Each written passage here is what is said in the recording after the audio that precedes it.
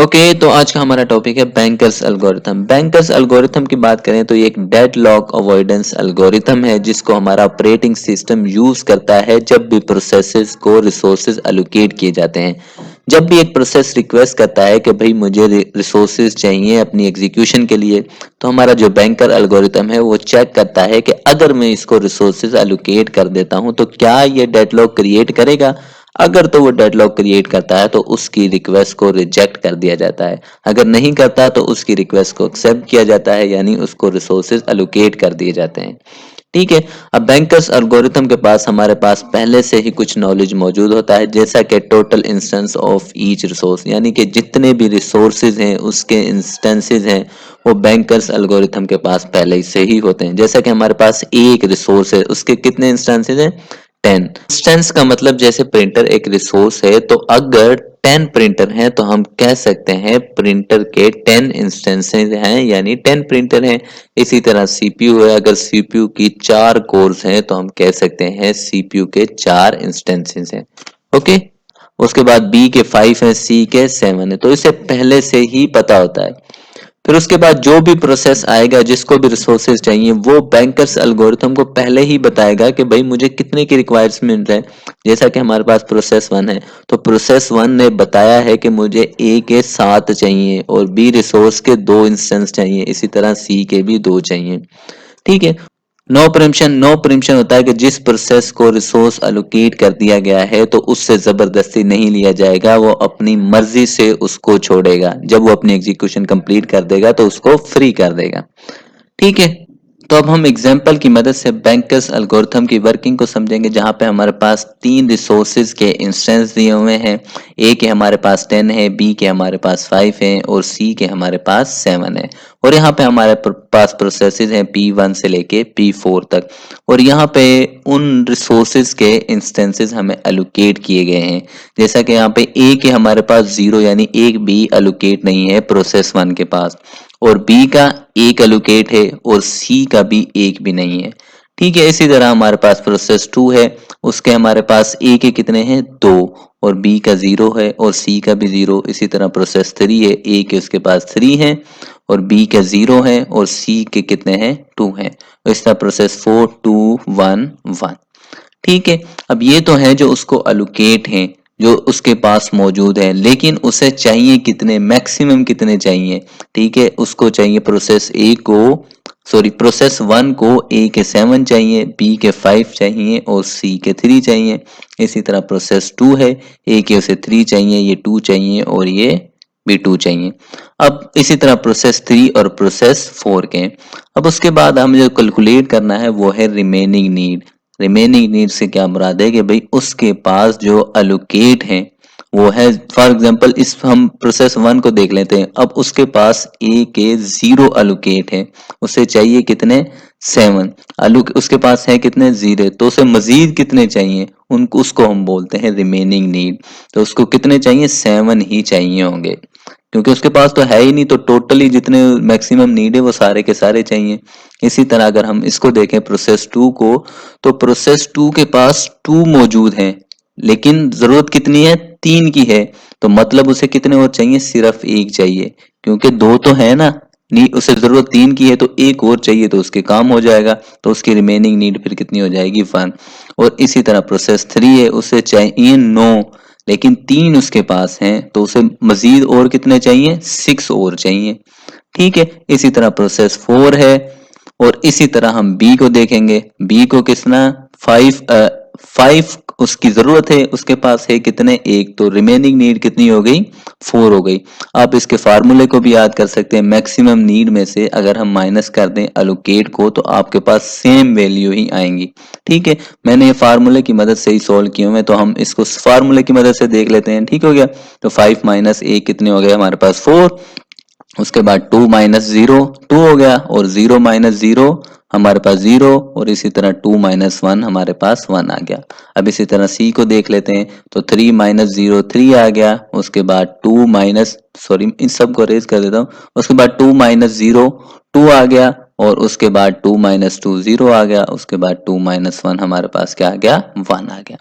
उसके बाद हमें अवेलेबल कितने, अब रह कितने गए, अब देखो कुछ तो यहाँ पे टोटल 10 थे ना, अब 10 में से देखो यहाँ पे कुछ एलोकेट हो गए हैं। इसी तरह बी के 5 थे, अब बी के भी देखो यहाँ पे कुछ एलोकेट हो गए और इसी तरह सी के एलोकेट गए।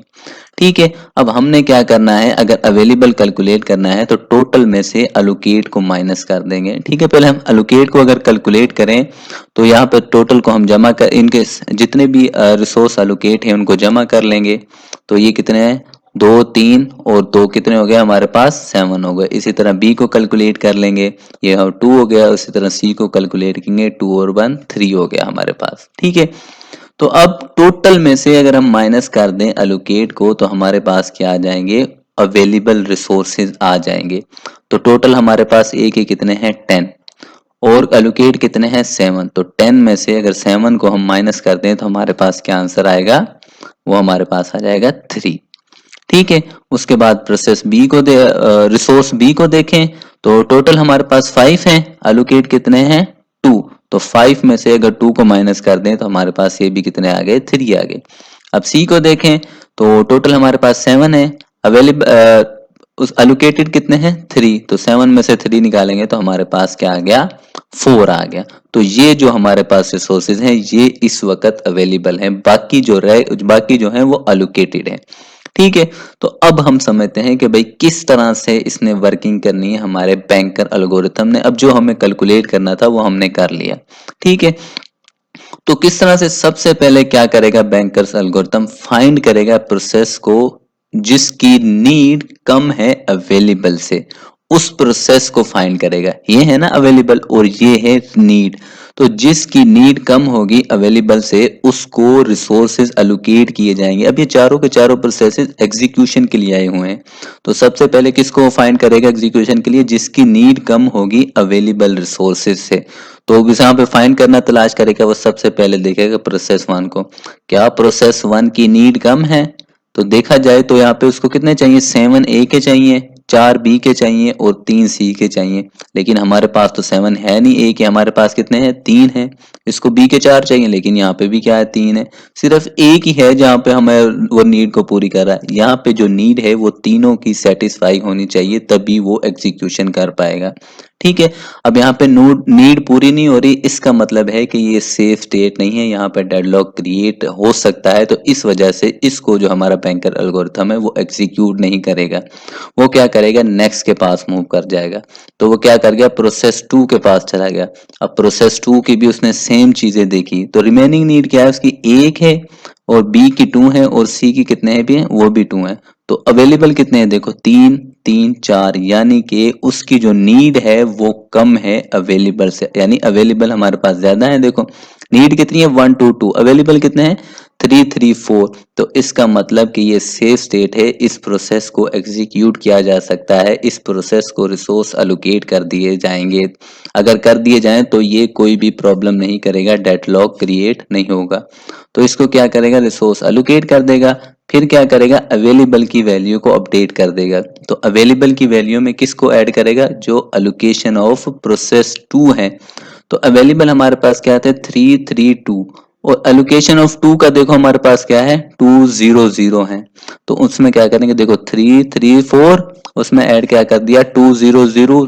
टोटल अब हमारे पास अवेलेबल कितने हो गए, 5 3 3। तो अब इनको अपडेट कर दिया जाएगा, तो इनको हमने कट करके क्या कर दिया, अपडेट कर दिया, 5 3 4। अब हमारे पास क्या आ गए, अपडेटेड अवेलेबल है, क्योंकि जो प्रोसेस 2 था उसने अपना एग्जीक्यूशन कंप्लीट करके जो भी उसके पास थे उसने रिसोर्सेज को रिलीज कर दिया। उसके पास सिर्फ 2 ही थे, ए के, तो बस उसी को रिलीज कर दिया। तो 3 की जगह पे यहाँ पे क्या आ गया, वो 2 को ऐड कर दिया, 5 हो गया, बाकी वो दोनों वैल्यूज तो सेम ही है।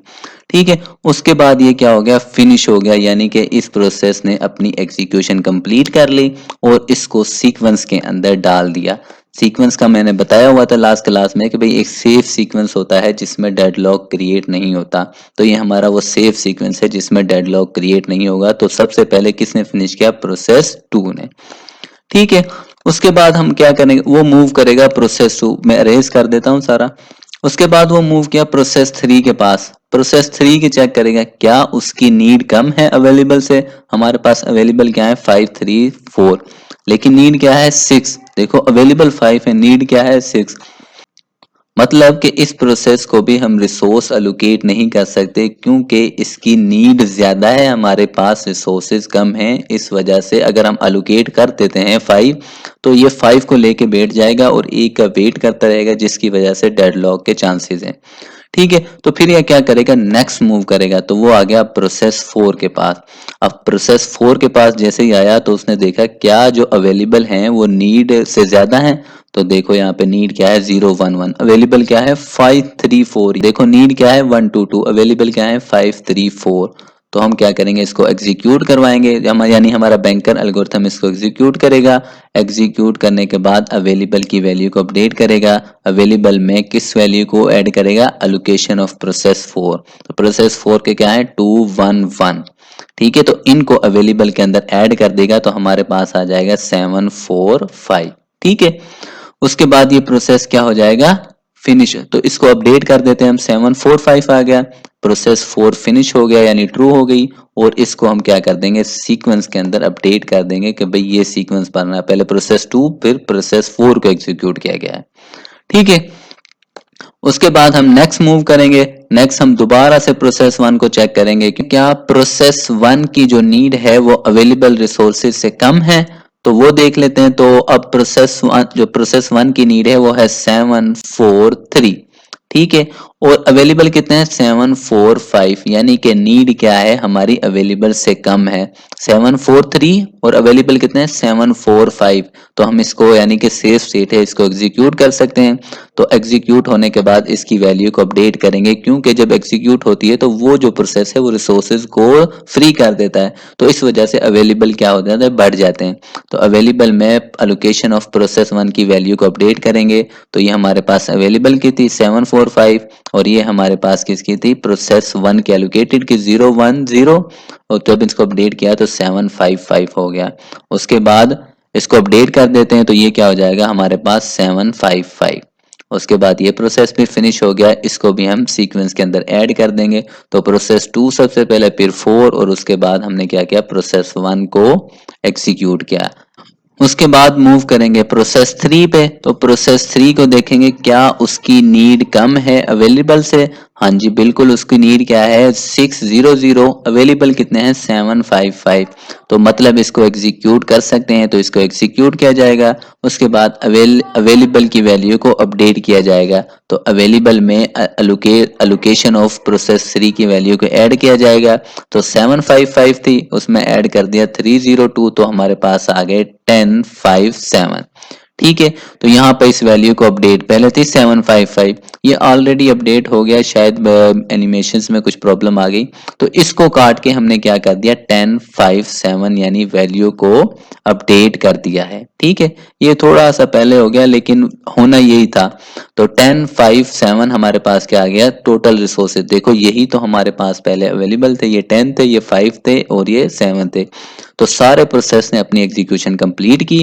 तो जो सारे रिसोर्सेज हैं वो सारे के सारे हमारे पास वैसी ही हालत में अवेलेबल हो गए जैसा कि स्टार्टिंग में थे। ठीक है, और उसके बाद इसको भी सीक्वेंस, इसकी फिनिश ट्रू हुई और इसको भी सीक्वेंस से ऐड कर दिया। तो प्रोसेस 2 4, उसके बाद प्रोसेस 1 और प्रोसेस 3। तो ये एक सेफ सीक्वेंस था जिससे हमारा डेडलॉक क्रिएट नहीं हुआ, हर प्रोसेस ने अपनी एग्जीक्यूशन कंप्लीट की। तो बेसिकली इस तरह से हमारा बैंकल और एल्गोरिथम काम करता है। ठीक है, आई होप आपको समझ आ गई होगी। कोई क्वेश्चन हो तो लाजमी पूछेगा, चैनल को लाजमी सब्सक्राइब कीजिएगा। ओके।